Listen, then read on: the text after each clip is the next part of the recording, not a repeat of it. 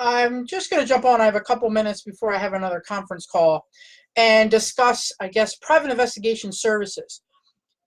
Private investigators have access to databases, and a colleague of mine, Eric Neal, has discussed them all, good and bad, that the general public does not have access to and cannot have access to. We have to, show we have a secure office. There's a whole litany of things that we have to do. There's no one end-all, catch-all database. I will tell you that right now. The information that we have, and I don't think proprietary is the word, but the information that we have access to, we have to explain why we want it, what we're using it for, and things along that lines. So this goes back to my conversation yesterday, that if the general public calls me, I can't necessarily help them with a situation. Sorry, my window was open and I was getting cold. Because there's information in there such as date of birth, social security numbers, and things like that. I will tell you that in the state of Pennsylvania, maybe about 10 years ago now, another agency gave out an address to somebody who claimed over the phone that they were trying to find their long-lost father, and the guy ended up being shot. There was another situation in the state of Pennsylvania which now will not allow us to get driver's records because an agency then pulled a driver's record for a prominent sports figure, found out he did not have a motorcycle license when he had a motorcycle accident, and that kind of restricted the access. I can tell you that I've been audited by every database that I've had. I have been audited by the state police for Department of Motor Vehicle records. I've been audited by 4 or 5 different Department of Motor Vehicles to make sure that I'm doing my job.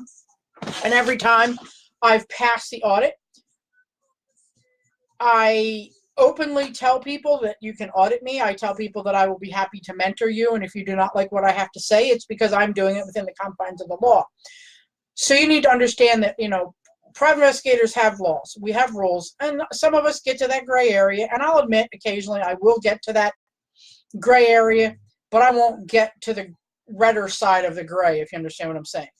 There's different pretexts that we can use.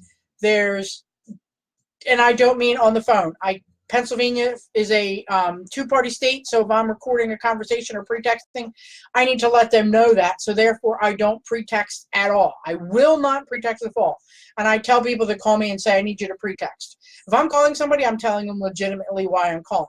I hire an agency that is in a state that can pretext if I need pretexting done. So, I will not pretext. We do things such as bank account searches, asset searches, and stuff like that. They're done in confines with the rules and the regulations. I don't do them in-house. I have somebody that does them that is amazing at what they do, because I just don't have time. And there's different ways and reasons that they have to be done and how they have to be done. I point blank tell anybody that calls, I don't do that in-house. I have somebody else do that. But it's a trusted vendor that I've had for 30, 40 years.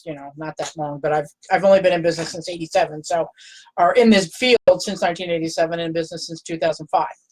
So again, like when I speak the truth. I spoke with the great Jennifer Ellis a couple months ago out in Bedford Springs about process serving and who's allowed to do process serving, and I got a lot of heat because I mentioned about constables. Constables are officers of the court. While anybody over the age of 18 can do process service, the constable in their constable gear is not supposed to go out and do private process for an attorney. In their constable gear, they are only supposed to go out and do process serving for the court, the district court or the county courts. That's it. They're really not supposed to even advertise that they, as a constable, go out and do private processing. Just telling you, that's the way it is in Pennsylvania. Now keep in mind, that's Pennsylvania. Other states may be different. So I got a bunch of slack from some of the people in the audience, but I provided them the information as provided to me from Harrisburg and the Constable Association. So like I said, I do stuff within the confines of the law. People that work for me, they all go through rigorous background checks. You cannot have a felony and be in this business, whether it's my secretary, whether it's my process servers. You cannot have a felony. Point blank, that's the way the rule is. I am all for bringing people in for a second chance, but again, I follow the rules. So if you're looking for somebody to vent to that you're already in this business, you want to know how I do it, how I market, how I've made a name for myself, how now I am being sought after in the past year, more so in the years prior, to come out and speak to different organizations, the topics that I speak about, feel free to let me know. Like I said, I've been in this business long enough. I've been there, done that. I know kind of what to do, what works, what doesn't work, at least in my area.